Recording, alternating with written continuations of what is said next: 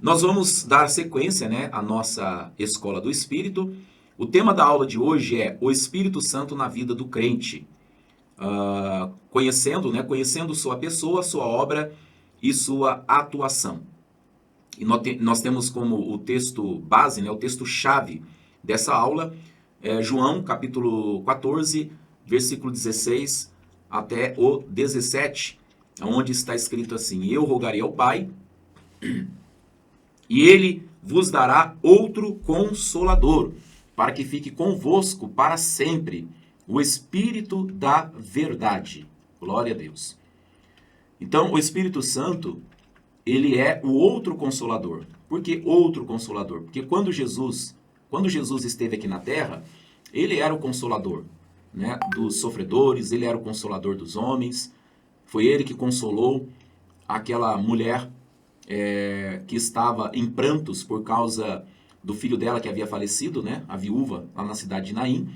E ele a consolou ressuscitando o filho dela. Jesus também consolou Jairo e também a sua família quando ressuscitou a sua filha. Jesus consolou a mulher samaritana. E assim, se a gente for citar, né, tem muitos e muitos exemplos de como Jesus consolava as pessoas. A consolação dele não era somente em palavras ou tapinha nas costas ou um abraço, mas era muito mais do que isso. Ele sempre trazia a solução para o pecador, para o enfermo a cura, para o oprimido a libertação, enfim. Essa era a obra consoladora do Senhor Jesus. Quando Jesus ele subiu aos céus, ele havia feito uma promessa de que enviaria um outro consolador, ou seja, Jesus ele prometeu que ele enviaria alguém que estaria fazendo a mesma coisa, as mesmas coisas que ele fez quando ele estava aqui. E essa pessoa é o Espírito Santo. Então o Espírito Santo ele veio para dar, para continuar a obra que Jesus iniciou aqui na Terra, né? Ou seja, os mesmos milagres que Jesus operou no passado, o Espírito Santo continua operando, só que com apenas um detalhe. E é o que nós vamos estar aprendendo durante essas aulas. O Espírito Santo ele veio, sim, para ser o outro consolador, para ser aquele que ia dar continuidade às obras que Jesus começou aqui na terra. Só que o Espírito Santo ele não veio em forma de homem. Jesus ele já veio em forma de homem. A Bíblia diz que o Verbo se fez carne e habitou entre nós. Então Jesus, como homem, né, e cheio do Espírito Santo, ele realizava todos aqueles milagres, sinais, prodígios que a gente vê registrado nas Sagradas Escrituras. Porém, o Espírito Santo ele não pode fazer isso sozinho. Ou seja, o Espírito Santo ele não pode sair por aí curando as pessoas, libertando as pessoas, senão através de uma representação humana, para que isso se torne algo legal, né? Porque lá no livro de Gênesis, quando Deus ele cria os céus, ele cria a terra, e da terra ele forma o homem, Deus havia dado ao homem o arrendamento da terra. Deus deu ao homem o poder de governo. E como está escrito na palavra do Senhor, os céus dos céus são do Senhor, mas a terra, ele deu o governo ao homem. Então, é como se fosse um aluguel, né? Por exemplo, eu, por enquanto estou morando em casa alugada. Quando eu moro numa casa alugada, enquanto está em vigor o contrato, é como se a casa fosse minha, mas ela não é. Mas é como se fosse. Em que sentido? No sentido que, de acordo com o contrato, a partir do momento que eu estiver morando lá e um contrato estiver em vigor, então eu tenho, vamos dizer assim, eu tenho privacidade dentro daquela casa, apesar de não ser minha. Ou seja, a dona da casa, ela não pode simplesmente chegar lá e entrar quando ela quiser, a hora que ela quiser, nem pode ter as chaves, né, nas mãos dela. Tem que entregar a chave, todas as chaves para o inquilino. Se porventura ela entrar na casa sem a minha permissão, eu posso reclamar disso ou denunciar ela por invasão domiciliar. Mas a partir do momento que vencer o contrato e ela não quiser mais prolongar, né, o contrato de aluguel, aí eu tenho que deixar e entregar a casa para ela. Foi exatamente isso que o Senhor Deus fez quando ele criou a terra e da terra ele fez um homem. Deus ele arrendou a terra ao homem para que o homem governasse a terra. Okay? A partir do momento que Deus entregou o governo da terra para o homem, então ali o homem passou a ter a sua responsabilidade de estar exercendo essa autoridade. E devido a esse fato, para que Deus pudesse agir aqui na terra, ou para que ele possa agir aqui na terra, ele tem que fazer através da cooperação do homem. Por isso que quando Jesus veio a esse mundo para nos resgatar, para pagar o preço da nossa redenção e da nossa salvação, precisava, essa obra, né, de redenção, de salvação, precisava ser feito através de um corpo físico. Ou seja, Jesus, para ele agir legalmente aqui na terra, ele precisava passar pela porta, que no caso seria o nascimento normal, como todo ser humano nasce, né? Através de uma mulher. Então, por isso que Jesus, ele teve que deixar a sua glória, ele teve que deixar toda a sua glória, e vir a esse mundo não como Deus, apesar de ser, mas ele não veio como. Ele não veio trazendo os atributos divinos. Ele veio como homem, ele se encarnou e ele teve que nascer como todo ser humano nasce, com a única exceção que ele não veio da semente de José, mas da semente de Deus. Então, a gente conhece a história, quando o anjo aparece para Maria e anuncia que ela ficaria grávida. Ela até questiona o anjo na questão de como que ela ficaria grávida, sendo que ela era uma mulher virgem, e o anjo fala que o que ia ser gerado nela seria do Espírito Santo, né? Não seria propriamente de José, mas do Espírito Santo. Ela crê e ela se entrega à vontade de Deus, e a partir dali, então, aquele que sempre existiu, né? Ele deixa a sua glória, ele desce e no ventre de Maria ele toma a forma de um homem, ou seja, ele começa a ser formado a partir dali. E aí quando ele nasce como toda criança vem ao mundo. E então ele passou a ter legalidade de poder fazer a obra que ele veio fazer, que era nos resgatar. Então, isso nos faz entender que para Deus agir aqui na terra, ele precisa da cooperação do homem. Então quando Jesus disse, eu vou ao Pai, mas eu não vou deixar vocês órfãos, enviarei um outro Consolador, ele estava falando que o Espírito Santo, ele viria para estar conosco, dessa vez dentro de nós, para que através de nós ele pudesse então dar continuidade às obras que Jesus realizou aqui na terra. Então o Espírito Santo ele não age sozinho. O Espírito Santo ele não cura ninguém sozinho. O Espírito Santo ele não salva ninguém sozinho. O Espírito Santo sempre vai fazer essa obra através dos cristãos, através daqueles que cooperarem com ele, que se renderem a ele. Por isso que é muito importante, meus amados, nós desenvolvermos uma comunhão, uma intimidade com o Espírito Santo, porque quanto mais íntimos, quanto mais nós conhecer o Espírito Santo, mais nós vamos estar à disposição dele para que ele possa realizar em nós as mesmas obras que ele realizou em Jesus, ele possa também realizar em nós e através de nós, ok? Então, durante essa aula nós vamos aprender sobre a pessoa do Espírito Santo, em relação à habitação dele em nós, em relação à obra que ele faz através de nós, vamos falar a respeito do ministério do Espírito, vamos falar também a respeito dos seus dons. Glória, glória, glória a Jesus. Aleluia. Bom, então vamos lá. O Espírito Santo, ele não é uma força impessoal, uma energia ou apenas uma influência divina. Ele é Deus, a terceira pessoa da Trindade, enviada pelo Pai e pelo Filho para habitar permanentemente na vida daqueles que nasceram de novo. Então, é importante entender isso. Todas as pessoas que ouviram o Evangelho e creram nele e nasceram de novo, têm o Espírito Santo habitando dentro deles. E é importante a gente entender isso, porque muitos ainda confundem o batismo com o Espírito Santo com a morada do Espírito Santo. Inclusive, eu, quando iniciei na minha caminhada cristã, eu fui ensinado de forma errada. Me ensinaram que a gente só recebe o Espírito Santo quando nós somos batizados no Espírito Santo. Aí sim nós temos o Espírito Santo.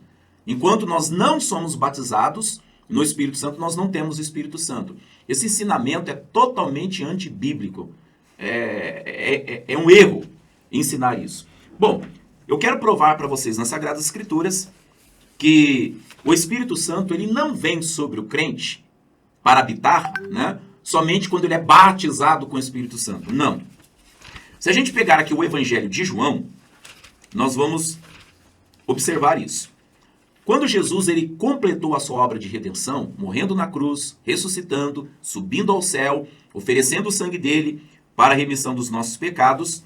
Aí Jesus, ele aparece aos seus discípulos, depois de ter feito toda a obra da redenção, e ele dá instruções aos seus discípulos. E teve uma coisa que o Senhor Jesus Cristo fez, o Senhor Jesus, né, após a sua ressurreição, quando ele apareceu aos seus discípulos, ele fez algo que muitos não atentam para isso. Então nós vamos ver aqui, no Evangelho de João, no capítulo de número 20, Evangelho de João, capítulo 20, a partir do versículo 19, está escrito assim, ó.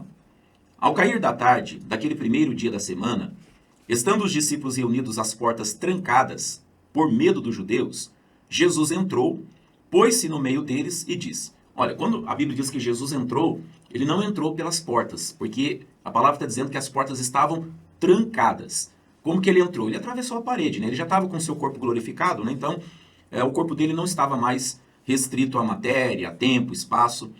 Aí ele entrou, né? Ele apareceu ali no meio deles e disse, paz seja com vocês. Aí, tendo dito isso, mostrou-lhe as mãos e o lado. Os discípulos alegraram-se quando viram o Senhor. Então aqui prova que Jesus ele tem um corpo físico, sem sangue. É um corpo de carne e osso, mas não tem sangue, porque o sangue dele já foi derramado e foi oferecido em remissão de todos os nossos pecados. Então o corpo de Jesus que ele tem é um corpo de carne e osso, só que é um corpo glorificado, tá, gente? Aí no versículo 21, novamente Jesus disse, paz seja com vocês. Assim como o Pai me enviou, eu os envio. E com isso, olha só, e com isso soprou sobre eles e disse, recebam o Espírito Santo. Irmãos, foi exatamente aqui que os discípulos receberam o Espírito Santo. Não foi lá no Pentecostes.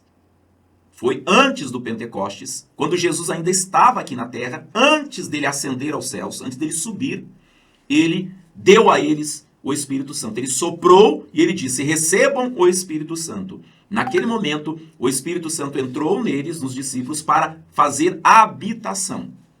Nesse caso aqui, eles estavam recebendo o Espírito para habitar neles, através, né, do novo nascimento. Então, quando é que uma pessoa recebe o Espírito Santo? É a partir do momento em que ela crê no Evangelho, recebe a Jesus como Senhor e Salvador, exatamente neste momento ela recebe o Espírito Santo e não quando ela é batizada no Espírito Santo. Então, esse é um ensino errado, né?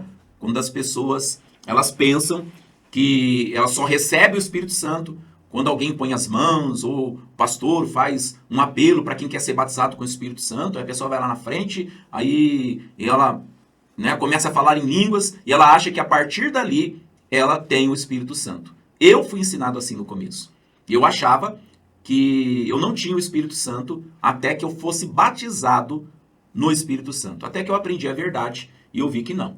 Né? Toda pessoa que nasceu de novo, que aceitou Jesus, que recebeu Jesus como Senhor e Salvador, tem o Espírito Santo habitando nela, independentemente se ela fala em línguas ou não, independentemente se ela foi batizada no Espírito Santo ou não.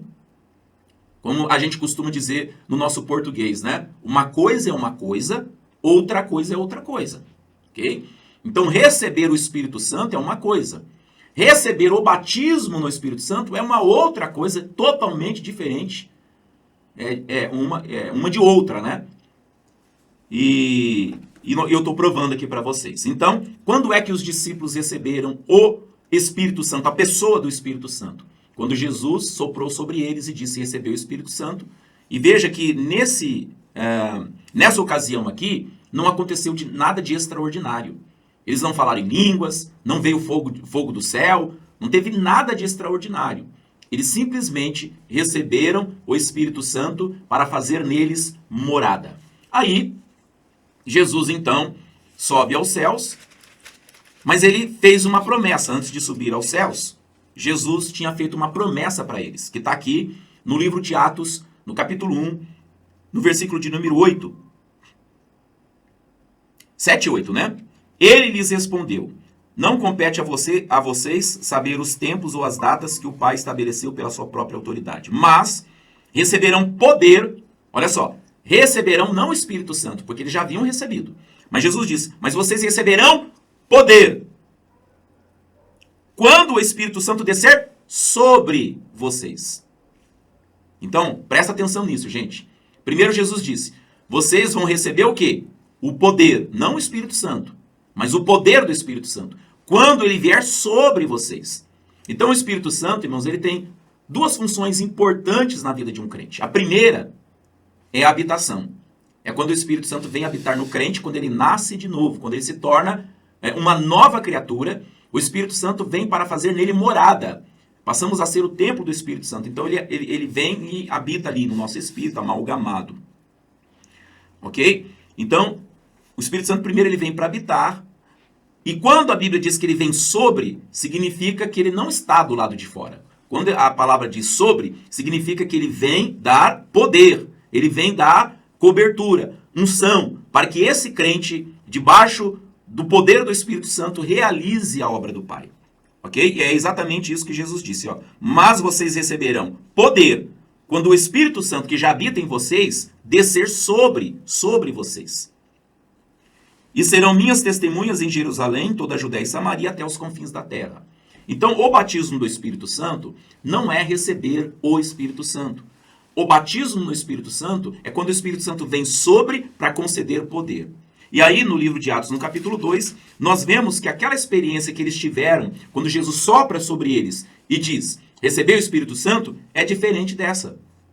Essa aqui já aconteceu algo mais extraordinário, né? Diz aqui a palavra, ó, chegando no Atos capítulo 2, versículo 1. Chegando o dia de Pentecoste, estavam todos reunidos num só lugar, de repente veio do céu um som, como de um vento muito forte, e encheu toda a casa na qual estavam assentados. E viram o que pareciam línguas de fogo, que se separaram e pousaram sobre cada um deles.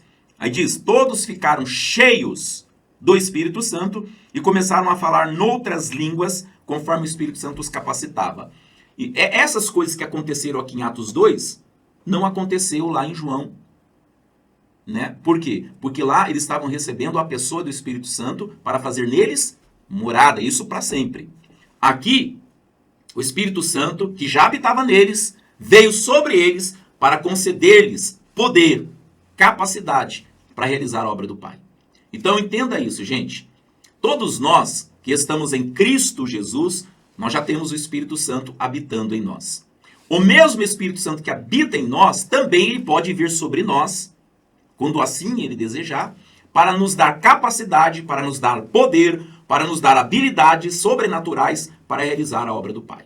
Então, quando nós desenvolvemos intimidade, comunhão com o Espírito Santo, e nós nos tornamos, como que eu posso dizer, quando a gente se dispõe, né, a gente coloca a nossa vida à disposição dele, sempre quando o Espírito Santo quiser que a gente realize uma tarefa que nós não temos condições em nós mesmos de realizar, então ele próprio, que já habita em nós, vem sobre nós. Ou seja, ele coloca sobre nós um manto, uma unção, um poder, uma capacidade que faz com que a gente realize algo que nós, no nosso natural, jamais teríamos capacidade de realizar. Então, sempre quando você faz algo que não é de você, algo que é além do seu natural, é porque o Espírito Santo ele está sobre você. Ele veio sobre você. Eu tive uma experiência, que eu já contei aqui, mas como nós estamos numa aula que está sendo gravada e depois será postado de uma forma pública, eu vou voltar aqui a relatar essa experiência. Quando eu estava pastoreando uma igreja no interior de São Paulo, uma cidade chamada Gaça, que fica entre Bauru e Marília. E uma dessas ocasiões eu estava no escritório, me preparando para entrar no culto. Isso foi numa quarta-feira, eu fazia culto à tarde e à noite. Então, à tarde eu havia preparado o sermão, fiz o culto, preguei aquele sermão, aquele esboço, né, que eu havia preparado. E à noite também eu ia dar a mesma mensagem, que normalmente eu costumava fazer isso. Que eu pregava à tarde, também eu pregava à noite. Então eu deixava ali o esboço preparado, tudo prontinho. E enquanto a minha esposa abria a reunião para mim, eu ficava no escritório, orando, né? Normalmente orando em línguas. E num desses dias, né, numa dessas reuniões, que foi exatamente numa quarta-feira, no culto da noite, enquanto a minha esposa estava abrindo a reunião, eu estava no escritório orando. Eu estava orando em línguas. Enquanto eu estava orando em línguas, de repente o Espírito Santo veio sobre mim e me deu a interpretação das línguas. E na interpretação o Senhor disse assim: filho, hoje eu quero que você pregue isso. E ele falou para mim o capítulo o livro, o capítulo e o versículo. Ele falou, quero que você pregue isso hoje. Isso falando através de mim mesmo, na interpretação das línguas. E aí, o que eu fiz? Eu, como não tinha experiência ainda como um pregador, né, porque era a primeira igreja que eu estava pastoreando, então toda a mensagem eu deixava pronta, eu deixava o esboço com todas as referências ali e eu seguia aquele esboço, para que eu não me perdesse, né? E quando o Senhor falou através de mim, pela interpretação das línguas, que eu deveria pregar não aquilo que já estava preparado, mas aquilo que Ele queria que eu pregasse, eu fiquei um pouco, vou dizer para vocês que eu fiquei um pouco tenso. Por quê? Porque quando eu fui olhar na Bíblia o que estava escrito, eu fiquei assim, preocupado. E eu falei com o Senhor, né? Eu falei, Senhor, mas como que eu vou pregar sobre isso, sendo que eu nunca tinha pregado durante todo o tempo que eu tinha, né? Até então, no ministério, eu nunca tinha pregado uma mensagem com base naquele texto. E eu falei, Senhor, mas como que eu vou pregar? Eu não sei o que falar, eu não tenho tempo para poder preparar. A minha esposa já estava já na canção aonde eu deveria entrar.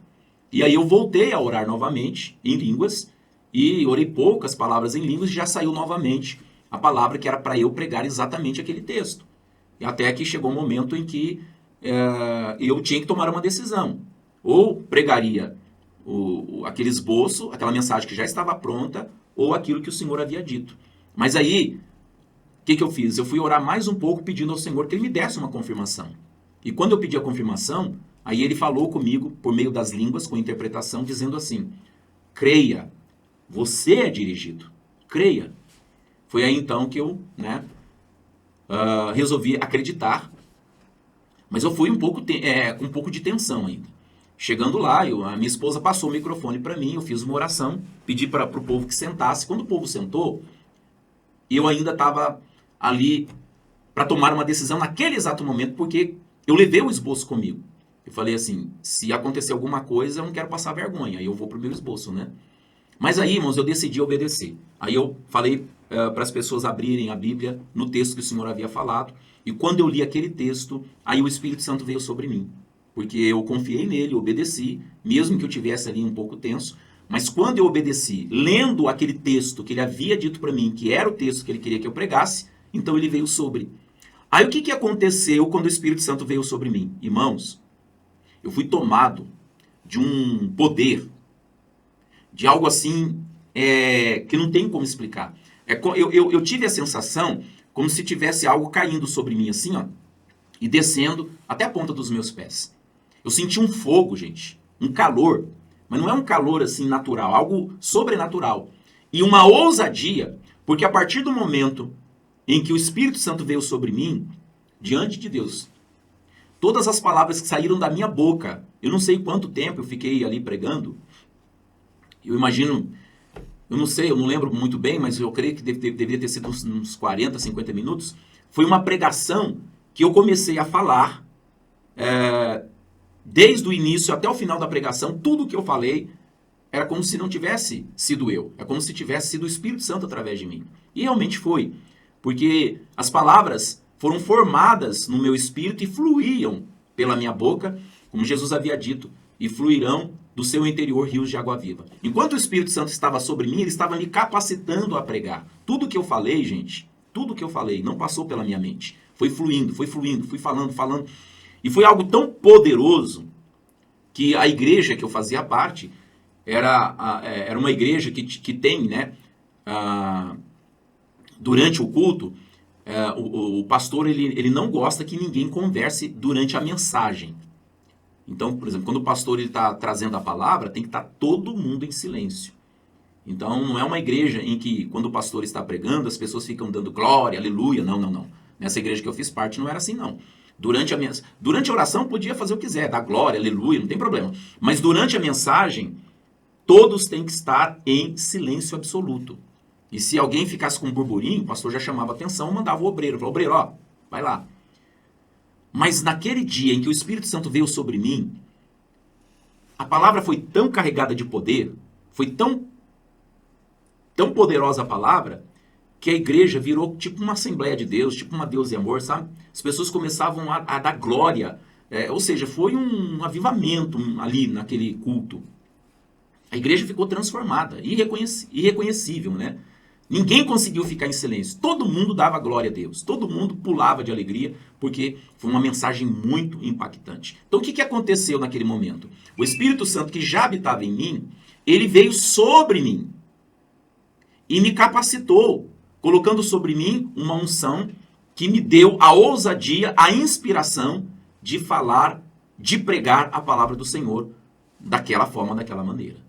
E uma coisa interessante é que essa experiência ela não aconteceu várias vezes, não. Ela aconteceu uma vez e depois, né, de algum tempo, eu até perguntei, Senhor, poxa, por que não foi sempre assim, né? Poxa, que maravilha, como a igreja ficou avivada, como os irmãos sentiram ali o impacto daquela palavra. Por que, Senhor, que só aconteceu aquela vez? Aí depois de um tempo, o Senhor não me respondeu na hora não, depois de um tempo, aí ele me respondeu dizendo assim, filho, aquela experiência que eu te dei foi como um exemplo, uma demonstração do que eu irei fazer nesse tempo do fim. Assim como eu tomei você e usei a tua boca para trazer aquela palavra que impactou a igreja inteira, assim farei nesses últimos tempos. Só que eu não farei somente nas igrejas. Eu farei em vários lugares, inclusive em lugares inusitados. Assim como eu tomei você, daquela mesma maneira que eu tomei você, eu vou tomar muitos dos meus filhos em escolas, em shopping center, em festas, em bares, nas ruas, nas praças. Eu vou vir sobre eles, sobre os meus filhos, como eu vim sobre você naquele dia. Aí o Senhor me respondeu essa indagação, essa pergunta, dizendo que aquilo foi apenas uma demonstração. Filho, eu apenas demonstrei aquilo que eu vou fazer de uma forma muito mais constante nesse tempo do fim. Então, gente, nós estamos sendo preparados para algo que vocês não imaginam, algo muito poderoso mesmo. O Espírito Santo vai vir sobre vocês. Esses dias agora, teve uma pessoa aqui do ministério, a Magali, que ela teve uma experiência semelhante. Ela estava em um lugar inusitado. Quando eu digo inusitado, eu estou querendo dizer assim, ela não estava na igreja, ela não estava num culto, ela não estava num monte, ela não estava... Deixa eu silenciar esse celular aqui que está fazendo um barulhinho chato. Ela não estava num lugar apropriado, não, ela estava numa festa. Nesse lugar havia pessoas, inclusive que não eram crentes, e eles começaram ali a conversar e de repente surgiu o assunto sobre Deus, começaram a falar sobre Deus. Foi aonde então que o Espírito Santo veio sobre a Magali. E quando o Espírito Santo veio sobre ela, o Espírito Santo tomou a boca dela e ela começou a profetizar. E o homem, né, que estava ali, quando ela estava ali conversando, esse homem foi impactado pela palavra, chorou e foi até batizado com o Espírito Santo, foi algo realmente muito poderoso. Então, o que é isso? Isso são demonstrações. É o Espírito Santo anunciando o que está por vir. A glória, aleluia. Aleluia. E olha, bem-aventurados são os que hoje estão se preparando para esse tempo, viu? Se você anda aí de uma forma distraída, se você é uma pessoa que não busca o Senhor, que não tem comunhão com o Espírito Santo, que não ora em línguas, eu quero nesse momento exortar você a começar a desenvolver uma intimidade mais profunda com o Senhor, a buscar mais o Senhor. Não para Deus te usar, mas porque quanto mais intimidade você tem, quanto mais comunhão você tem com o Senhor, mais você vai conhecendo-o e mais você vai ficando sensível à sua voz, à sua direção e ao seu mover. Lembre-se, para o Senhor nos usar, Ele não vai obrigar você a fazer. Ele não vai forçar.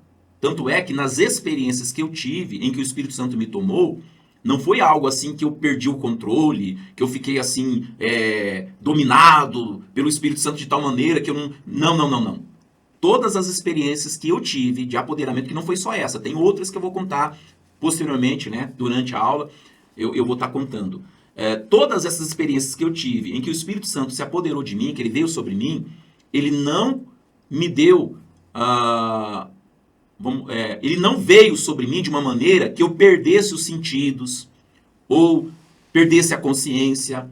Não. Eu sabia que durante aquele momento em que eu estava cheio do Espírito Santo, que o Espírito Santo veio sobre mim, se eu quisesse, eu tinha essa consciência, se eu quisesse bloquear aquele mover, eu poderia sim bloquear. Se eu quisesse fechar minha boca e impedir que o Espírito Santo falasse ali, eu poderia fechar a minha boca. Então, eu entendi naquela demonstração que quando o Espírito Santo ele vem sobre nós, ele não vem como uma força opressora, uma força que te obriga, que eu não estou conseguindo. Não, não, não. Ele vem de uma forma gentil. Ele te dá poder, sim. Ele te apodera. Mas ele não toma a sua consciência, ele não te obriga, ele não te força. Ele apenas faz com que você flua debaixo da unção dele quando você se rende. Entenda? Para que o Espírito Santo ele possa nos usar, tem que haver uma cooperação. A palavra diz que nós somos cooperadores de Deus. O Espírito Santo ele nunca vai forçar, obrigar você a fazer uma coisa que você não queira. Por isso que é muito importante a gente ter um relacionamento mais íntimo com o Espírito Santo, para que a gente possa estar sintonizado com ele. E quando ele vier sobre nós para nos capacitar a realizar uma obra, nós temos que render a ele. Tem que haver uma rendição. Nós temos que se entregar, deixar ele fluir, deixar ele manifestar. Porque se você, no momento em que o Espírito Santo vier sobre você e você se fechar, o Espírito Santo não vai poder te usar. E tem crente que faz isso. Por medo, né? Porque começa a sentir uma coisa diferente e fica com medo. Ou por ignorância, não tem conhecimento da palavra. Então eles se fecham, eles se trancam e eles não deixam o Espírito Santo fluir. Por isso que a palavra... E olha só, irmãos. Por isso que a palavra de Deus diz: não apagueis o Espírito. O que é apagar o Espírito? É você não deixar ele te usar. É você bloquear a ação dele. Você pode fazer isso. Porque você tem um livre-arbítrio. O Espírito Santo ele não viola esse direito que nos foi dado por Deus. Ele não viola. Ele não é um violador de livre-arbítrio. Ele não faz isso.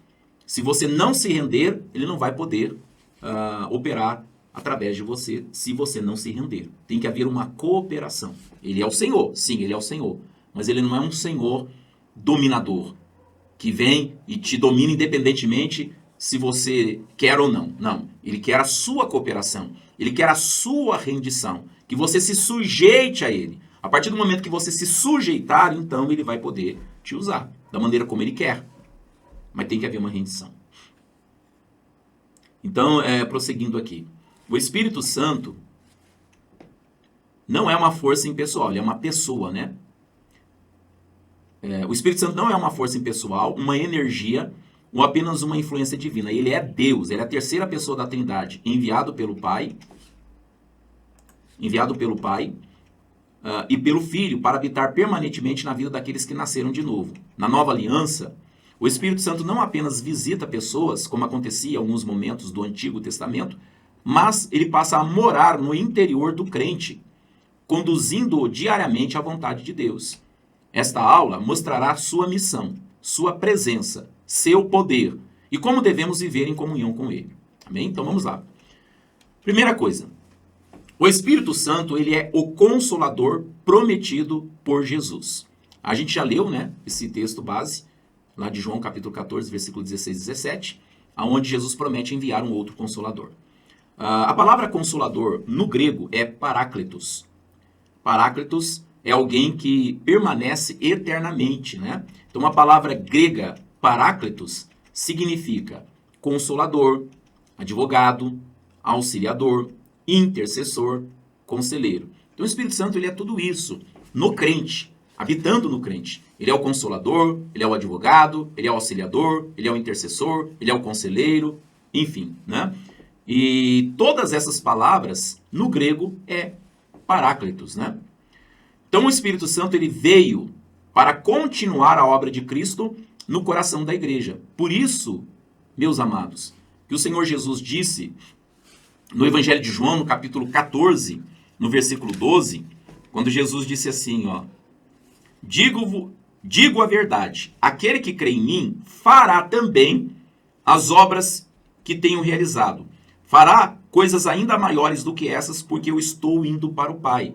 Por que Jesus falou que aquele que crer nele fará as obras que ele fez e maiores farão, porque ele estava indo para o Pai? Exatamente por causa disso. Porque ele iria para o Pai, mas ele não deixaria a gente sós. Não nos deixaria órfãos, né? Então ele iria para o Pai, mas o Consolador, o Espírito Santo, viria no lugar de Jesus, para ficar, para habitar.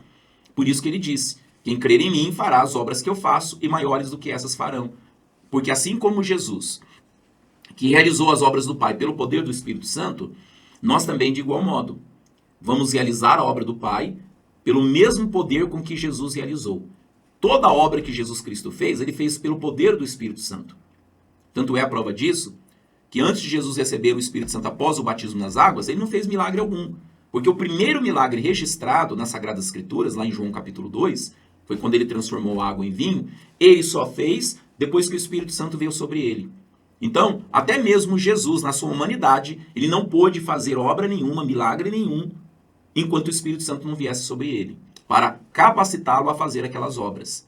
Então, da mesma forma que o Espírito Santo veio sobre Jesus, para dar a ele capacidade, poder, para realizar todas aquelas obras que ele realizou, da mesma forma, o Espírito Santo veio sobre a igreja e vem sobre nós, como membros do corpo de Cristo, para nos capacitar da mesma maneira como ele capacitou Jesus. Aí alguém pode dizer assim, pastor, mas se isso é verdade mesmo, se o Espírito Santo está sobre mim, da mesma maneira como ele esteve com Jesus, por que comigo não está acontecendo, pastor? As mesmas obras que Jesus realizou. Por que, às vezes, quando eu oro por alguém, a pessoa não é curada? Por que, pastor, que não está acontecendo, né, aqueles milagres que aconteceu com Jesus? É porque, irmãos, a gente tem que entender o seguinte. Não é porque o Espírito Santo habita em nós que as coisas vão acontecer de forma automática. Não é assim que funciona. Para que o Espírito Santo possa operar as mesmas obras com que ele operou através de Jesus, tem que haver, irmãos, uma cooperação, uma rendição. E isso acontece quando nós desenvolvemos comunhão e intimidade com ele. Porque Jesus conhecia o Espírito Santo. Olha só, uma coisa muito interessante. Depois que Jesus saiu das águas e o Espírito Santo veio sobre ele, o que o Espírito Santo fez? O Espírito Santo levou Jesus para onde? Para o deserto. Veja que antes que Jesus operasse qualquer milagre, o Espírito Santo levou ele para um lugar de comunhão. Ou você acha que Jesus ficou 40 dias e 40 noites no deserto olhando para as estrelas, olhando para o sol? Claro que não, gente.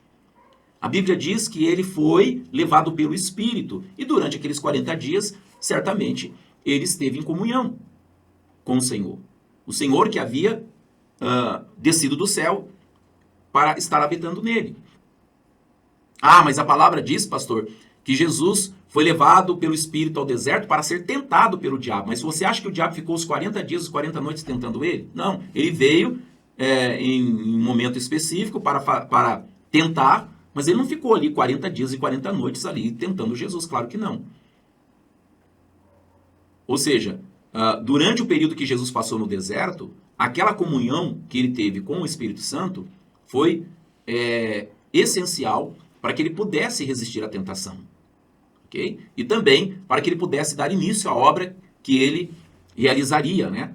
Aí quando Jesus ele sai do deserto, ele já sai ali, irmãos, cheio do Espírito Santo. E aí começa então os milagres, né? Enfim, glória a Deus. Então, a primeira coisa que Deus quer que a gente faça antes que o Espírito Santo venha sobre nós, para nos dar poder, unção, é que a gente desenvolva comunhão e intimidade com Ele. Que a gente aprenda a se render a Ele. Que a gente aprenda a ter dependência dEle. Nós temos que depender do Espírito Santo. Criar essa consciência da dependência dEle. E isso tudo a gente adquire através de relacionamento. Quanto mais profundo e íntimo for o nosso relacionamento com o Espírito Santo, mais nós vamos ter essas experiências, né, com Ele, de fluir, né, através dos dons dEle, através da unção dEle, enfim, e por aí afora vai. Glória a Deus. Então, o Espírito Santo, ele veio para continuar a obra de Cristo, através da igreja. O cristão, ele nunca está sozinho. Existirá sempre uma presença permanente de Deus habitando nele. E à medida que a gente desenvolve intimidade e comunhão, mais consciente nós vamos se tornando cada vez mais, né, conscientes dessa presença. Nós vamos ficando cada vez mais conscientes dela, né? Glória a Deus. Aí prosseguindo aqui. O Espírito Santo, ele guia o crente em toda a verdade. Isso está escrito lá em João, capítulo 16, versículo 13, que diz assim: quando vier aquele Espírito da verdade, ele vos guiará em toda a verdade. Então, o Espírito Santo, ele, quando ele veio para habitar em nós, no novo nascimento, uma das coisas que o Espírito Santo fará em nós, como habitação, é nos guiar em toda a verdade. Então, o Espírito Santo, o que ele vai fazer? Ele vai revelar a Cristo, porque ele não fala de si mesmo, mas ele sempre fala de Cristo, ele glorifica Cristo. Ele ilumina as Escrituras. Eu, antes de entregar minha vida para Jesus, tentei ler a Bíblia algumas vezes. Exatamente. Ele glorifica Jesus e nos ajuda a compreender e a... A Iá acabou. A Iá está querendo me ajudar aqui, mas não precisa da sua ajuda não, fica quietinho aí. Então, veja bem, o Espírito Santo, quando ele vem para habitar em nós, olha que interessante, ele vai revelar a Cristo, ou seja, ele vai fazer com que a gente conheça a Cristo, de fato e de verdade, não mais como aquele ídolo, né, pregado numa cruz, mas como um Senhor vivo e verdadeiro, em que a gente não precisa olhar para ele, que a gente não precisa de uma imagem dele, mas o Espírito Santo vai testificar no nosso coração que ele é o Deus vivo, que morreu por nós, mas que está vivo, não está mais pregado numa cruz. É um Deus vivo, poderoso. O Espírito Santo, ele revela isso. Quando as pessoas elas não têm essa revelação, então elas precisam de algo, elas precisam ver algo, tocar em algo, para que elas possam acreditar que estão diante dele. Mas quando o Espírito Santo habita em você, ele te dá tanta convicção de que Jesus é vivo, que ele é real, que você não precisa vê-lo com os olhos. Mas você pode sentir ele, que o Espírito Santo faz você sentir a presença dele, né? O Espírito Santo também ilumina as Escrituras. E aí o que eu estava falando, que a Yaki me interrompeu, né, do Google aqui. Antes de eu nascer de novo, eu tentei ler a Bíblia, mas pensa numa coisa assim que eu achava difícil de entender. E eu desistia. Eu falei, não entendo nada disso aqui. Eu desistia da leitura. No dia em que eu entreguei minha vida para Jesus, quando eu abri a Bíblia para lê-la novamente, agora em Cristo Jesus, irmãos, o que é aquilo? Parece que a Bíblia, parece que ela criou vida. Sabe, gente? Parecia que eu não estava lendo um livro. Parecia que eu estava ouvindo alguém falando comigo. Que realmente era isso, né, que estava acontecendo. Agora era o Senhor falando comigo. E a leitura começou a ficar prazerosa. Eu comecei a ler a Bíblia todos os dias. Não tinha um dia que eu ficava sem ler a Bíblia. Só que quando eu li a Bíblia, era diferente. Agora, eu estava começando a entender. Eu estava começando a compreender muitas coisas que eu antes não compreendia. E aquele prazer, sabe? Quando você está com fome, você senta à mesa e a mesa está recheada de muitas coisas gostosas. Era assim no começo, né? Então, eu me alimentava da palavra de uma maneira assim que parecia estar assentado em um banquete, em uma mesa com um banquete. Claro que ainda é até hoje. Mas eu estou falando da experiência que eu tive no começo, que para mim aquilo era uma novidade. E foi realmente muito abençoador, foi muito incrível, né? Outra coisa também, quando o Espírito Santo ele habita em um crente, ele convence, né? O crente ele é convencido. Naquele momento em que o Espírito Santo vem, ele convence que ele precisa e necessita de um Salvador. Ou seja, o Espírito Santo ele convence do pecado, que esse pecado no singular se referia ao fato de não ter crido em Cristo, e quando você é convencido desse pecado, você então passa a crer no Senhor Jesus. E é onde que vem a salvação, né? A salvação ela vem por meio do crer com o coração e confessar pela boca. E isso só é possível quando a pessoa é convencida pelo Espírito Santo do pecado de não ter crido. Porque por muitas vezes eu tive a oportunidade de crer em Jesus, e quando eu falo crer em Jesus, eu não estou me referindo a crer na existência dele. Eu sempre criei que Deus existe. Eu nunca fui ateu, né? Eu sempre criei que Deus existe, que Jesus existe. Mas uma coisa é você crer que ele existe. Outra coisa é você crer não só que ele existe, mas que ele é real. Que ele é alguém que olha para você, que ama você. Então, quando o Espírito Santo me convenceu, do meu pecado, de não crer em Jesus da maneira como eu deveria crer, naquele momento em que eu fui convencido pelo Espírito Santo, eu me arrependi daquele pecado e comecei a crer em Jesus da maneira certa, da maneira como eu deveria crer. E foi aí então que o Senhor operou em mim a salvação. O Espírito Santo também, ele nos orienta em decisões espirituais. Então, tem muitas decisões que a gente precisa tomar que vai muito além da nossa capacidade humana. Que nós precisamos, sim, de uma orientação para algumas decisões que nós devemos tomar, como, por exemplo, a de entregar a vida para Jesus, a de fazer a obra de Deus, que nem tem muitas pessoas que elas tomaram a decisão de largar tudo, largar emprego, largar profissão, para se dedicar à obra ministerial. Essa decisão só pode tomar quem realmente tem o Espírito Santo habitando. Porque seria uma coisa assim,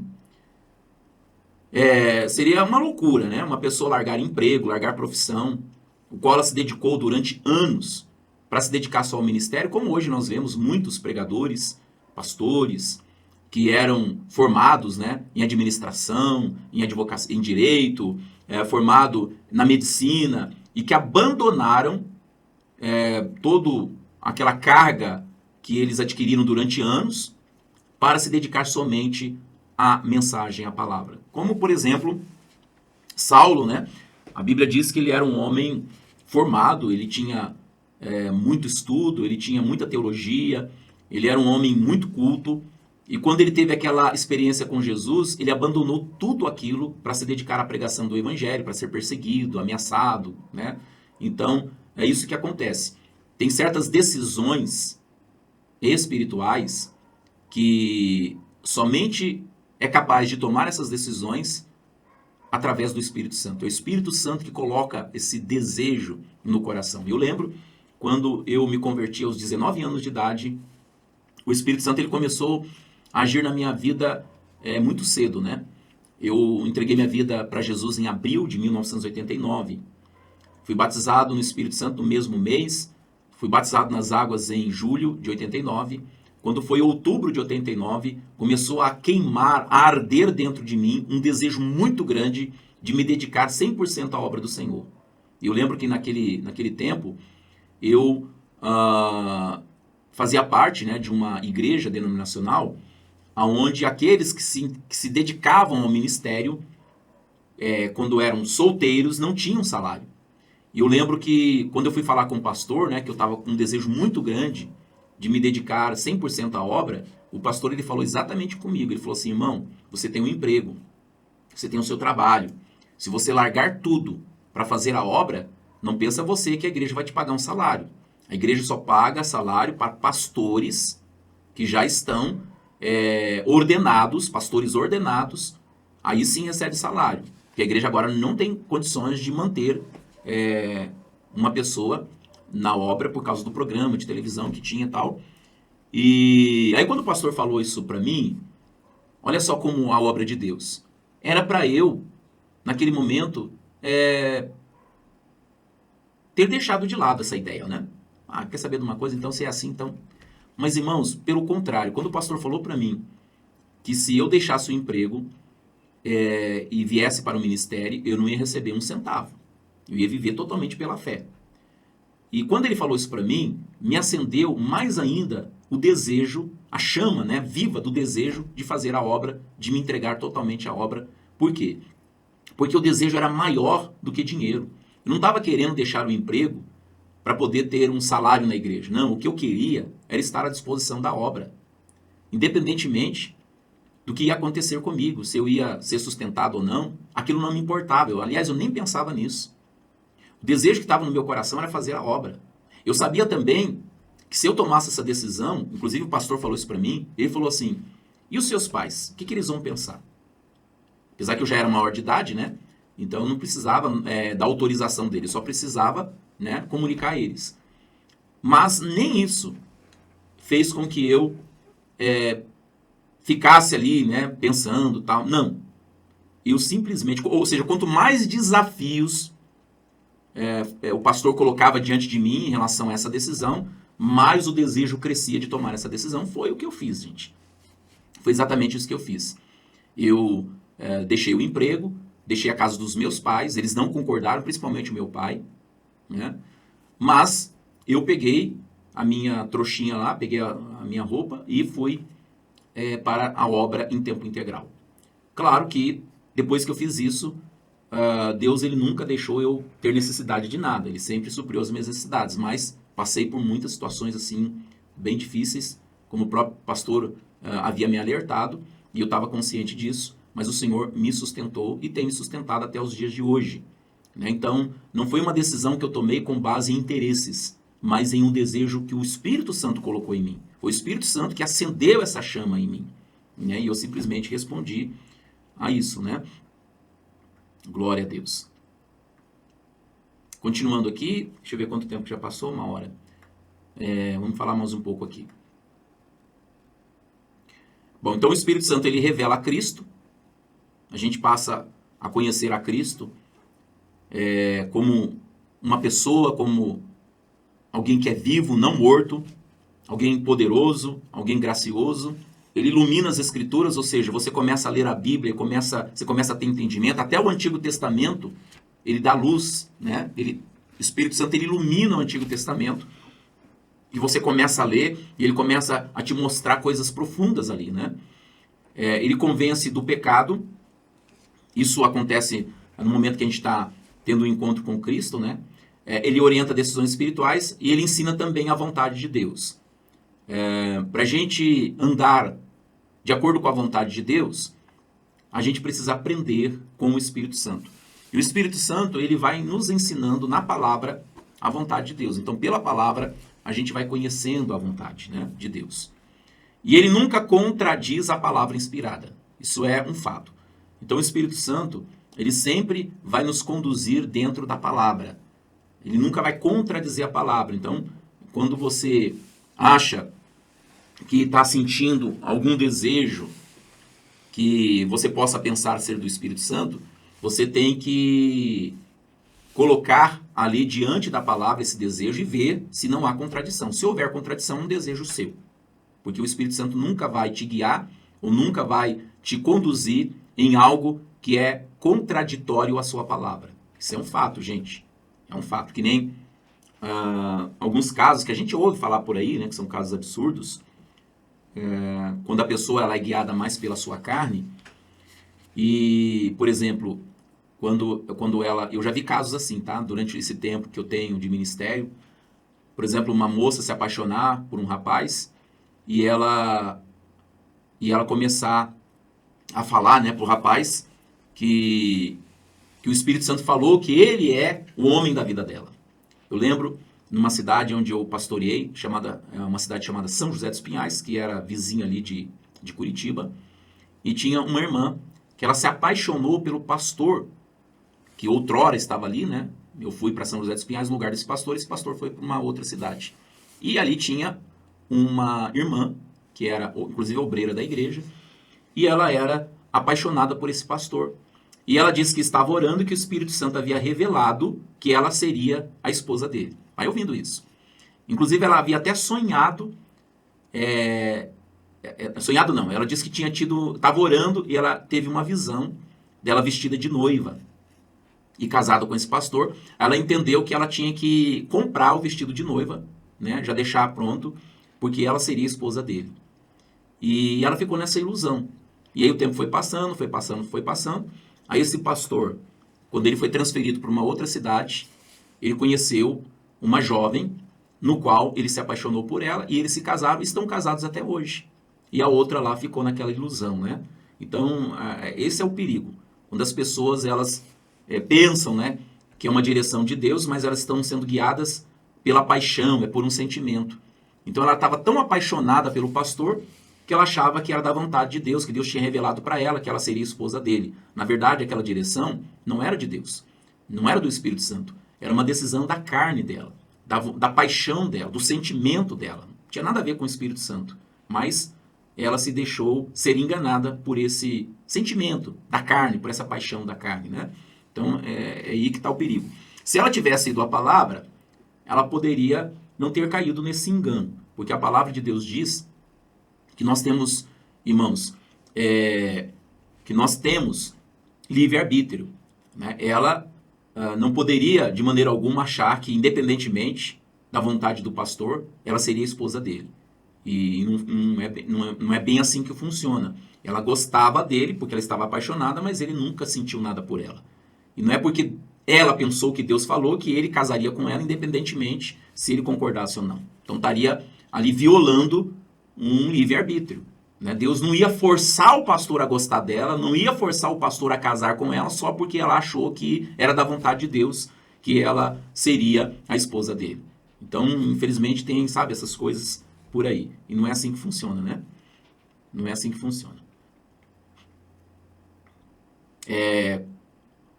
Continuando aqui. O Espírito Santo, ele concede poder para testemunhar. Texto base, Atos capítulo 1, versículo 8. Peraí, eu acho que eu deixei de ler uma parte aqui, ó. Peraí. O Espírito Santo revela Cristo, ele ilumina as Escrituras, ele convence do pecado, ele orienta decisões espirituais, ele ensina a vontade de Deus, ele nunca contradiz a palavra inspirada. E quanto maior nossa comunhão com o Espírito, maior será a nossa sensibilidade para compreender a verdade bíblica. Eu vou parar por aqui, irmãos, porque ainda tem muitas coisas aqui, tá? Eu não vou prosseguir, porque senão fica muita informação, né? Mas, para a gente encerrar essa aula, e a gente vai continuar na próxima, né? Aqui diz assim, ó, quanto maior nossa comunhão com o Espírito, maior será a nossa sensibilidade para compreender a verdade bíblica. Então, isso é um fato. Quem quer realmente fluir no poder do Espírito Santo, deve desenvolver um relacionamento com ele, buscar realmente um relacionamento, uma intimidade com ele. Quanto mais você tiver comunhão com o Espírito Santo, mais você vai gerando uma afinidade. É como, por exemplo, quando a gente conhece uma pessoa, pelo menos é assim comigo, né? Quando eu conheço uma pessoa pela primeira vez, eu não tenho tanta liberdade de conversar com ela de uma forma mais informal, até porque eu não conheço a pessoa. Então, eu procuro evitar brincadeiras, uma conversa mais informal, até que, durante um tempo, conforme a gente vai conhecendo e tendo mais comunhão, a gente vai conhecendo melhor a pessoa. E aí você vai se sentindo um pouco mais à vontade de conversar com ela de uma forma mais informal, às vezes até fazer algumas brincadeiras. Por quê? Porque você agora construiu, durante o relacionamento, uma afinidade com a pessoa. Que nem, por exemplo, aqui no Ministério Amados do Pai, eu conheço alguns de vocês. Mas, dentre vocês, o que eu tenho mais afinidade é com a pessoa em que eu tenho, assim, que eu tenho um relacionamento mais profundo, que eu tenho contato mais, assim, diário com ela, né? Que no caso aqui seria a Hélida. Né? A Hélida, ela é uma discípula aqui do ministério, ela trabalha aqui no salão e a gente se vê todos os dias. A gente conversa todos os dias.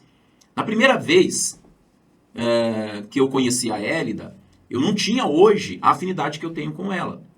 Claro, quando eu estou falando isso, estou falando tudo com muito respeito. Eu a respeito muito assim como ela me respeita.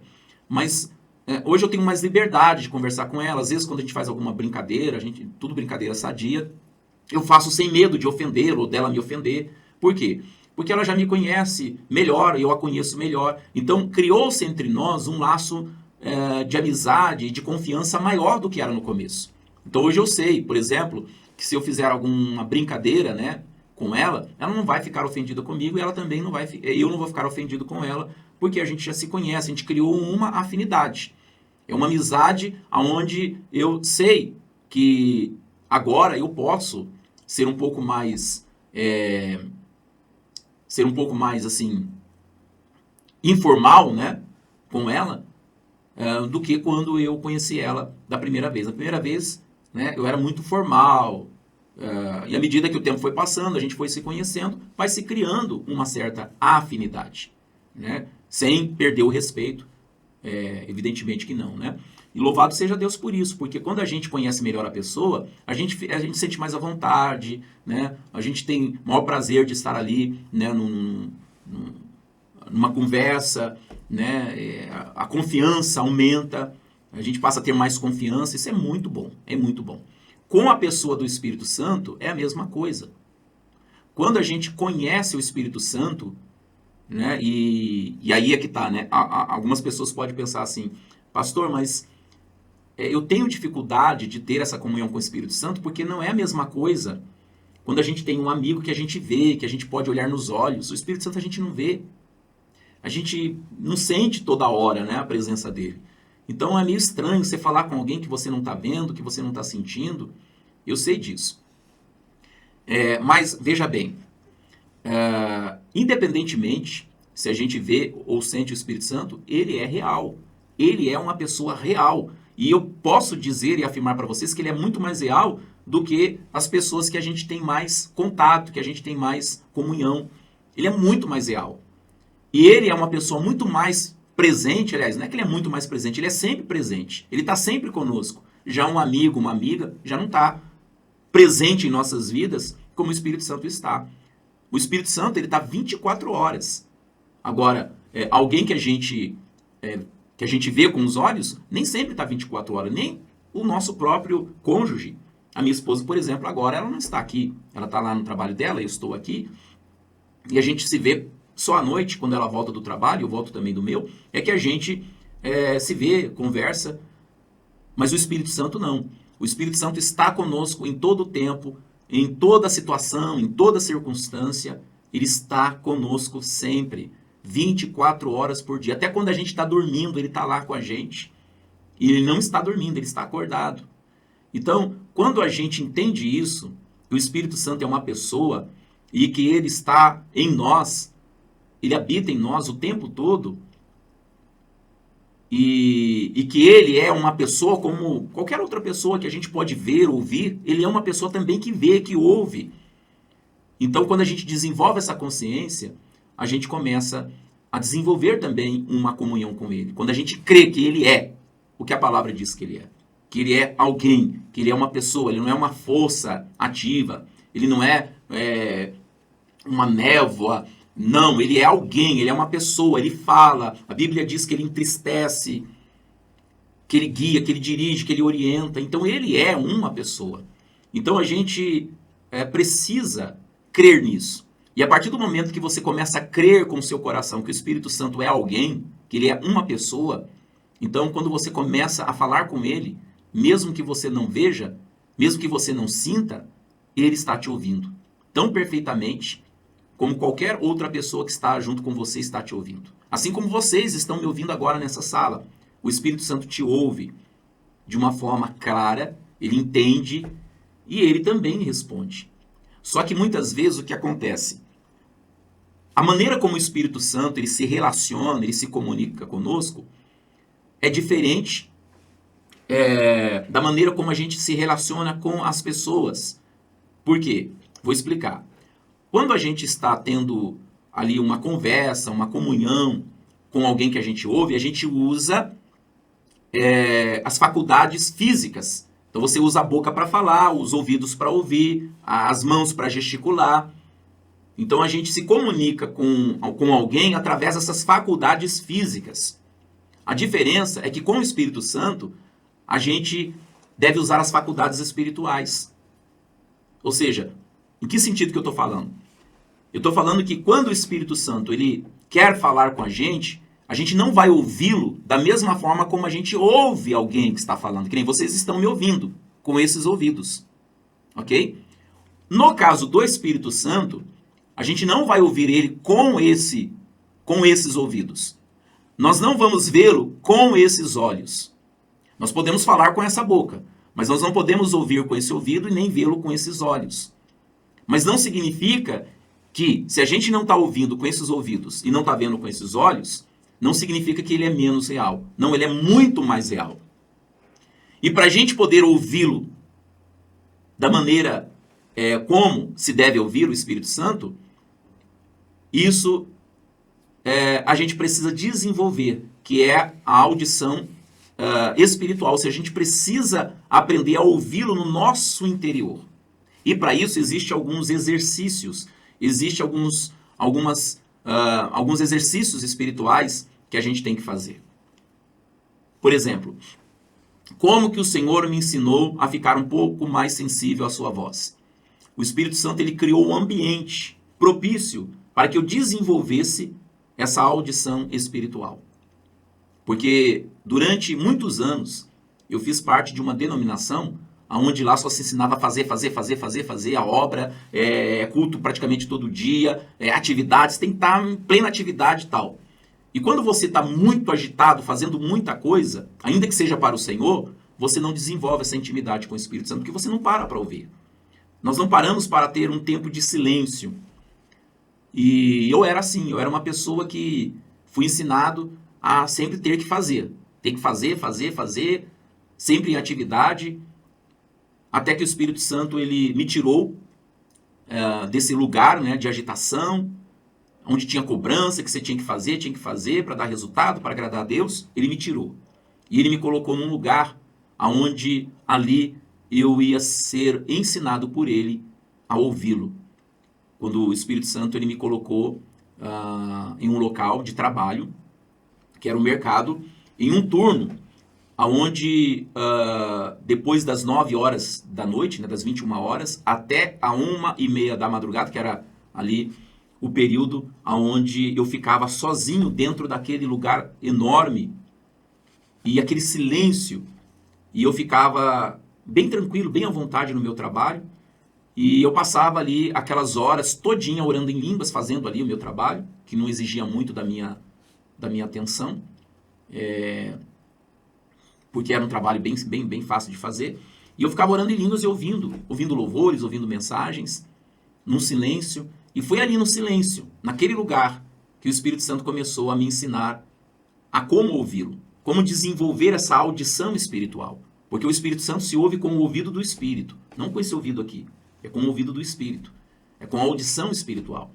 Então, naquele lugar de silêncio, ele começou a me ensinar como ouvi-lo. E foi exatamente ali, naquele lugar, naquele silêncio, que o Espírito Santo começou a falar comigo coisas que ele queria falar antes, só que eu não estava pronto para ouvir.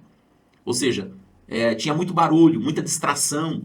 Eu nunca tinha tirado um tempo de qualidade para ficar na presença dele o tempo suficiente para que eu pudesse captar a sua voz. E naquele silêncio, eu fui ensinado por ele a ouvir a sua voz. Então eu aquietei o meu coração, eu já não tinha mais nenhum tipo de ocupação ou atividade que me distraísse.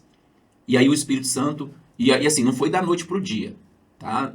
Quando eu comecei a trabalhar no mercado, depois de uns 3 meses mais ou menos, eu comecei a desenvolver uma sensibilidade maior à voz do Espírito. E aí ele começou a falar comigo, pastor, mas como que ele falava? Ele falava comigo de uma forma que eu não tinha dúvidas que era ele falando. Ele falava ao meu coração, e isso vinha em forma, veja bem, ele vinha em forma de pensamento. Na verdade, era um discernimento. O Espírito Santo falava ao meu espírito e eu discernia na minha mente. E tudo aquilo que ele falava comigo, eu sabia que era ele. Eu tinha esse testemunho no meu coração que era ele. Então o Espírito Santo ele começou, por exemplo, a falar comigo em relação àquelas experiências que eu tive no passado e que eu sempre queria saber o porquê que eu havia tido aquelas experiências e por que elas não se repetiram várias e várias vezes, né? E aí o Espírito Santo começou por aí. Ele começou a me ensinar. Ele falou, filho, aquelas experiências que eu te dei no passado, que foram impactantes, foram demonstrações. Eu estava demonstrando o meu poder e foi aí que ele começou a me revelar que aquelas experiências que ele havia dado a mim no passado, elas iriam acontecer de uma forma muito mais ia acontecer de uma forma muito mais abrangente nesse tempo, né, do fim. Que assim como ele havia me tomado de uma forma muito sobrenatural, poderosa, ele ia fazer. Então ele começou a me explicar muitas coisas que eu antes não havia entendido, eu entendi. Eu comecei a compreender muitas coisas. Aí depois ele começou a falar comigo a respeito das profecias, ele começou a fazer a me fazer lembrar das profecias. Ele me fez lembrar de uma profecia que ele usou, uma missionária lá em Curitiba. Ele me fez lembrar de uma profecia de um pastor goiano, de Goiás, que veio aqui em Cascavel e também havia me dado uma profecia. Ele me fez lembrar também, outra coisa também, que eu tinha pedido para ele e que eu não havia entendido, é a respeito do que havia acontecido comigo, com a minha esposa, no dia 1º de maio de 2011, na consagração dos pastores, na antiga comunidade que eu fazia parte. Eu e a minha esposa havíamos recebido algo que eu sabia que era diferente, porque foi algo assim, diferente, sobrenatural, muito poderoso, né? E eu sabia que aquela unção não era pastoral. Aquela unção não era para pastor. Apesar que aqueles que estavam ministrando, colocando óleo sobre a cabeça, estavam fazendo para o ministério pastoral. Mas no meu espírito eu sabia que não era. Tanto é que os demais pastores, que foram consagrados naquele mesmo dia, eles receberam a mesma unção, a imposição de mãos dos mesmos apóstolos e pastores que estavam ali, mas eles não tiveram a mesma experiência que eu e a minha esposa tiveram. Comigo e a minha esposa foi diferente. Inclusive, antes mesmo que eles impusessem as mãos sobre nós e derramassem o óleo, nós já estávamos debaixo daquela unção poderosa, tremenda do Senhor. E eu sempre fiquei perguntando, né, Senhor, o que aconteceu naquele 1º de maio de 2011? Por que comigo e com a minha esposa foi diferente dos demais? Por que aquela unção perdurou por uma semana? Por que, Senhor, né? E eu não tinha resposta, não porque Deus não queria me dar a resposta, é porque eu não estava ainda pronto para ouvir. E nesse dia, trabalhando no mercado, o Senhor revelou para mim. E ele falou de uma forma muito clara, dizendo assim, naquele 1º de maio de 2011, você não foi ungido para o ministério pastoral. E aquela unção que você recebeu é para esse tempo, não era para aquele tempo. E aí ele me trouxe passagens bíblicas para comprovar que isso que ele estava falando provinha realmente dele. Aí ele me fez lembrar, lembra de Davi? Quando eu enviei o profeta Samuel à casa de Jessé para ungir a Davi como rei, quando aquela unção veio sobre Davi, ele não passou a reinar no dia seguinte. Levou um tempo. Ou seja, aquela unção que veio sobre Davi não era para aquele tempo. Era para um outro tempo. Era para depois. E aí o Senhor me fez lembrar dessa passagem. Assim também foi contigo. Aquela unção que você e a sua esposa recebeu não era para aquele ministério, não era para aquela comunidade, nem tampouco era para o ministério pastoral. Aquela unção que veio sobre você, sobre a sua esposa, era para esse tempo, para que você cumpra o propósito do seu chamado, que é para essa última hora, que é para esse tempo de avivamento e de grande colheita. E eu estou agora, conforme o Espírito Santo tem testificado no meu coração, que eu estou ainda na primeira fase. Depois daquela unção, eu ainda estou na primeira fase do plano de Deus. Hoje, eu tenho um claro entendimento. A primeira fase é a fase do discipulado. Por isso que eu costumo dizer padrão Jesus, né? Porque Jesus também foi assim. A primeira fase do ministério de Jesus foi o discipulado. Ele começou primeiro ali com os discípulos, chamando os discípulos, escolhendo os discípulos, discipulando. Então o Senhor falou para mim, né, segundo a promessa de Isaías 33:6, ele falou assim, ó, haverá estabilidade nos teus tempos. Então a palavra tempos ali está no plural. E o Senhor, ele me revelou tudo isso lá no mercado. Ele falou assim, ó, o seu ministério ele vai ser por etapas, por fases, por estações. Então a primeira fase você já está nela, que é a fase do discipulado. Então você vai preparar discípulos para que depois esses discípulos também dê sequência, né, a essa obra de discipulado. Mas vai chegar um tempo em que eu vou tirar você dessa fase. Aí você vai para uma próxima fase. Entendeu? E essa próxima fase, eu ainda não tenho assim uma revelação exata de como será, mas eu tenho mais ou menos uma ideia. E eu creio que quando eu entrar para a próxima fase, será uma fase em que eu vou estar ministrando nas igrejas evangélicas. É o que eu creio. Porque pelas profecias, né, que eu recebi, inclusive uma delas, que foi confirmado pela boca de 3 testemunhas, que eu ia viajar muito e que eu ia pregar em muitas igrejas, para levar essa palavra, para dar esse testemunho, né, para incentivar as igrejas a buscar comunhão com Deus, buscar o avivamento, buscar unidade, né? Então vou estar ajudando muito. Então eu creio que essa será a próxima fase, eu acredito que seja essa a próxima fase. E aí depois virá uma fase onde eu vou começar mais a operar no ministério de evangelista, fazendo cruzadas, ganhando almas, pregando o evangelho em muitos lugares, é onde que Deus vai me levar para o mundo. Mas primeiro vai começar aqui no Brasil e depois vai se espalhar pelo mundo todo, né? E todos vocês que fazem parte desse ministério também vão estar debaixo dessa mesma visão e desta mesma unção. E cada um vai estar operando de acordo com o chamado que cada um tem, evidentemente, né? Em nome do Senhor Jesus. Mas tudo começa, gente, com discipulado. Isso o Senhor falou comigo de uma maneira muito clara e objetiva. Todos começam com discipulado. Primeiro você começa sendo discipulado, depois você começa a discipular. E por que o discipulado é importante? Primeiro que Jesus começou assim. Então, aí já, né, já elimina qualquer tipo de discussão. Jesus começou assim, por que a gente faria diferente? A primeira coisa que Jesus fez depois que ele voltou do deserto era separar os discípulos, para começar um discipulado. Então, todo ministério, gente, tem que começar com discipulado. Primeiro, sendo discipulado, depois discipulando.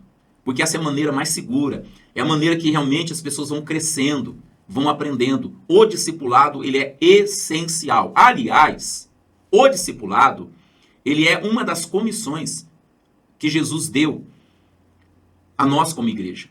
A primeira, está lá em Marcos 16, quando ele disse, ide por todo mundo e pregar o evangelho a toda criatura. Isso é mais evangelístico, é mais para pecador. Né? Então, ide por todo mundo e prega o evangelho a toda criatura, ou a todo pecador. Quem crer, for batizado, será salvo. Então, essa comissão, ela é mais para o mundo, é mais evangelística. Mas tem uma outra comissão, que está lá em Mateus 28, né? Acho que no versículo 18, se eu não me engano. Eu não lembro agora o versículo, mas em Mateus 28, onde Jesus, ele dá também essa comissão, dizendo assim, ide por todo mundo e fazei discípulos. E você só pode discipular quem é crente. O pecador, a gente leva o evangelho. Aí aquele que crê no evangelho, aí deve ser discipulado. Então, nós temos esta comissão, esta ordem do Senhor Jesus de fazer discípulos. Então, a gente tem que cumprir essa comissão. Então, nós não podemos pular essa etapa. Se a gente quer ter um ministério frutífero, nós temos que começar primeiro por essa etapa. Então, não importa se você é chamado para apóstolo, profeta, evangelista, pastor e mestre, nós temos que começar sendo discipulado e também nós temos que discipular. Ok? Isso é muito importante. O discipulado ele é necessário, ele é essencial. Por que a igreja hoje está nesse estado em que ela está? Dividida, cheia de falsas doutrinas. Por quê? Exatamente porque essa etapa foi negligenciada. Se a gente pegar o livro de Atos dos Apóstolos, logo ali depois dos Pentecostes, o que a palavra diz? A palavra diz que eles deram continuidade na obra que Jesus fez, começando pelo discipulado. Eles faziam discípulos. E a palavra de Deus diz aqui, gente, olha só. A palavra de Deus diz aqui no livro de Atos.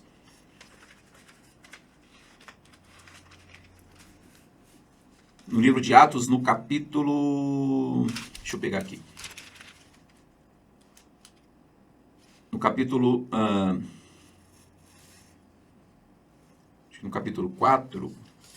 Só precisava achar o versículo aqui. Eu só preciso achar o versículo, não sei se é o capítulo 4 ou o capítulo 2, que diz assim, quer ver? Deixa eu ver se eu achei que eles dedicavam o ensino.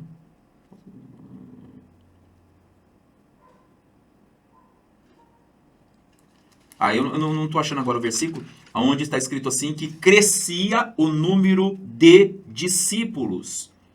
Crescia o número de discípulos. Eu não posso abrir o Google aqui agora, senão vai atrapalhar minha gravação aqui, porque tá... Eu fiz uma junção aqui de uma janela com a outra, então não dá para eu abrir. Mas a palavra fala que eles faziam discípulos e que o número dos discípulos, eles cresciam. Ia crescendo o número de discípulos. Inclusive, até aqui, ó.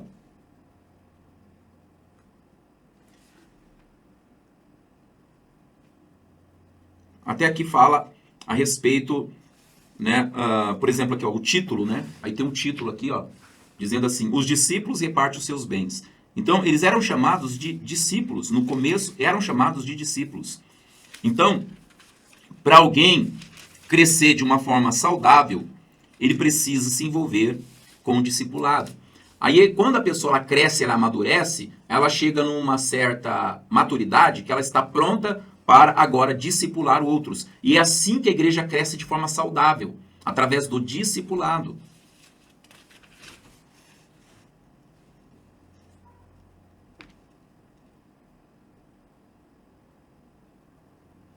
Glória a Deus por isso, né? Aleluia. Aqui, ó. Quer ver, ó? Atos capítulo 11. Chama eles de discípulos, ó. Atos capítulo 11, versículo 28. Um deles, Ágabo, levantou-se pelo Espírito e predisse que uma grande fome sobreviria a todo o mundo romano, o que aconteceu durante o reinado de Cláudio. Aí diz aqui o versículo 29. Os discípulos, tá vendo? Os discípulos, cada um, segundo as suas possibilidades, decidiram providenciar ajuda para os irmãos. Então vê que no livro de Atos, o discipulado, ele era importantíssimo. Ele era algo que eles ainda estavam realizando. Eles faziam discípulos. Inclusive Paulo, em suas cartas, ele faz algumas saudações dizendo que eles eram discípulos amados. Ele diz, Timóteo, meu discípulo amado. Então, o discipulado, ele é essencial, ele é importante, ele é necessário. Então, essa é a primeira fase. E o Senhor me revelou isso no momento em que eu estive ali durante um tempo, né, em comunhão com o Senhor. Ele me revelou isso. Ele diz, a obra que você vai começar, a primeira fase do que eu tenho para você é o discipulado. Depois do discipulado, você vai para uma nova fase. Aí ele não falou comigo assim de uma forma clara, mas eu acredito que seja ir, né, pregando em muitas igrejas para ensinar essas coisas, né, para estar ensinando. E glória a Deus por isso. E uma coisa também que o Senhor falou, que ele vai começar a trazer esses discípulos. A gente não vai precisar ficar correndo atrás. O próprio Senhor vai começar a trazer esses discípulos. Então, quando ele vê que chegou a hora da gente começar a discipular, ele vai fazer isso. Porque foi isso que ele fez comigo. Durante um tempo, eu fui discipulado.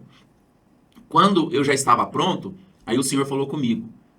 Inclusive, foi naquela experiência que eu já contei para vocês, numa manhã, quando o Senhor falou para mim, filho, eu quero que você comece a fazer lives a partir de hoje. Aí eu comecei a fazer as lives. Aí depois eu fui para Brasília, e lá em Brasília, no hotel, quando eu estava orando, de uma forma assim, bem chateada, né, por causa do objetivo pelo qual eu tinha ido a Brasília, que o meu principal objetivo da minha ida a Brasília no encontro dos sedentos, não era só para participar do encontro dos sedentos, mas era para ser um discípulo do apóstolo Jefferson. Eu queria ser um discípulo dele, mas aí o Senhor não permitiu. Ele falou para mim assim, não, você já foi discipulado, agora você está pronto para discipular. E foi o consolo que ele me deu, né?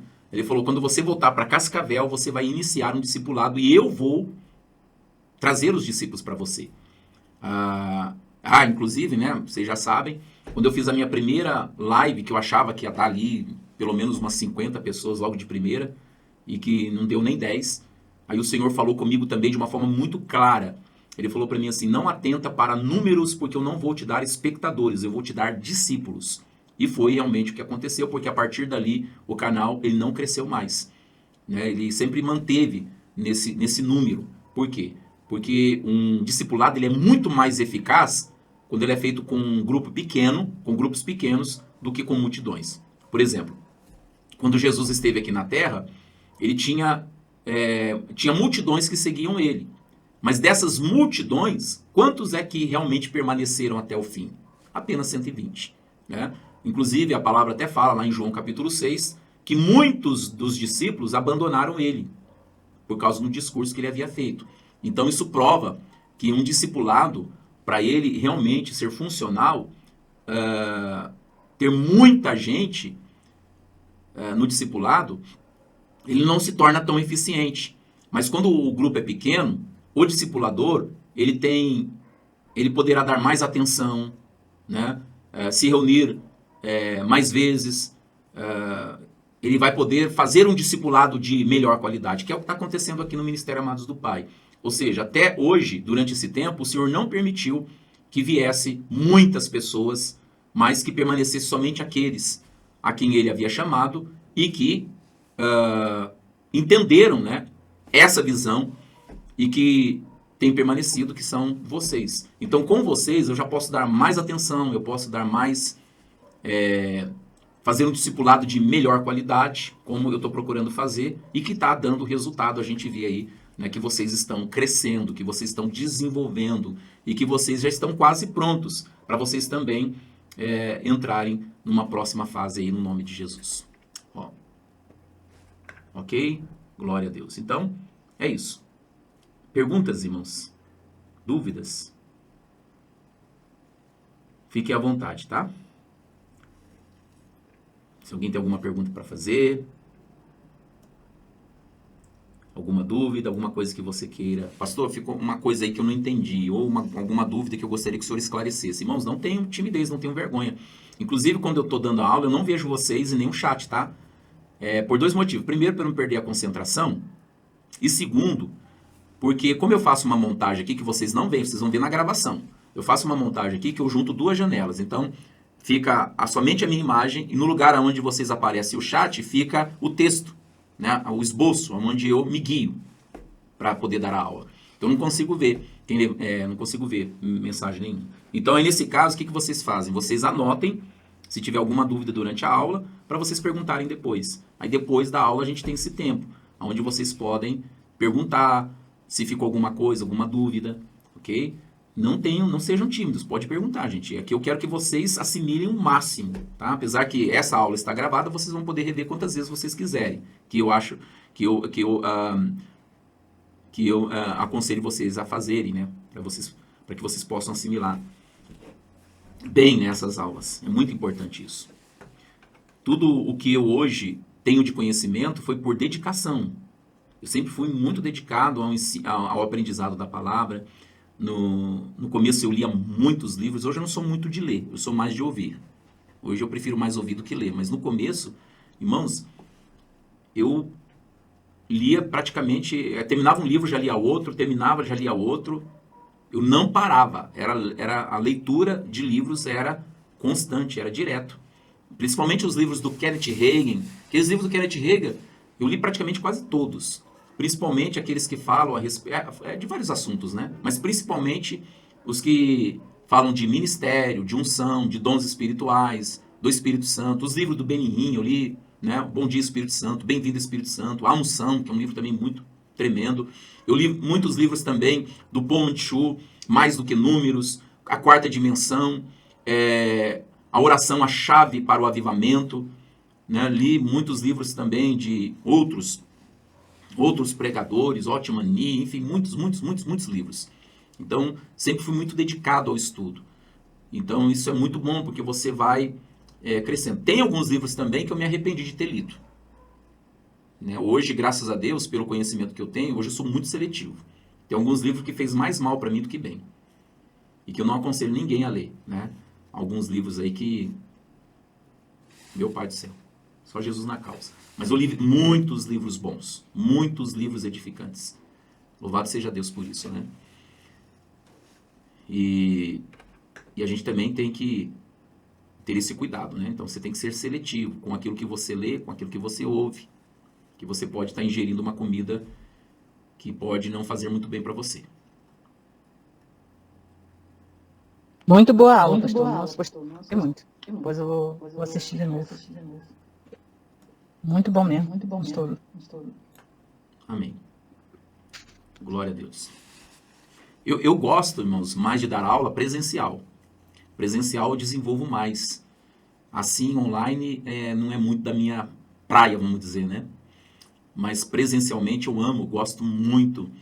Né? Eu lembro quando eu dava aula na escola bíblica, eu dava aula sobre os 5 ministérios, né? E eu gostava muito de dar aula sobre ministério profético. Apesar de eu não ser profeta, mas eu sempre amei muito esse ministério. E o ministério também evangelístico. Mas dava aula também do ministério apostólico, mas o que eu mais gostava de ensinar é sobre o ministério profético. Eu falava muito de dons, né? Dons, unção, enfim. E quando você dá aula, assim, diante dos alunos, é outra coisa, sabe? É diferente. A unção também, ela é muito maior, né? Você sente uma unção assim mais maior. E também pelo fato de que após as aulas a gente ministrava aos alunos, né? Então a gente sempre tinha aquele momento de ministração. Então é muito bom. Mas como não é possível a gente fazer isso, né? É porque A gente- nesse momento que você está falando aí as pessoas estão sentadas paradas, que nem eu estou ouvindo assim. Eu não estou aqui estendendo um pouco. Está todo mundo na mesma sintonia, parado, ouvindo, assim. exato. Poxa, estão trabalhando. Aí tem gente chamando. Tem gente assim, tem gente chamando, tem outro que fala, tem outro que às vezes está na avenida, às vezes está fazendo compra, às vezes outros estão trabalhando. Aqui, igual aqui em casa.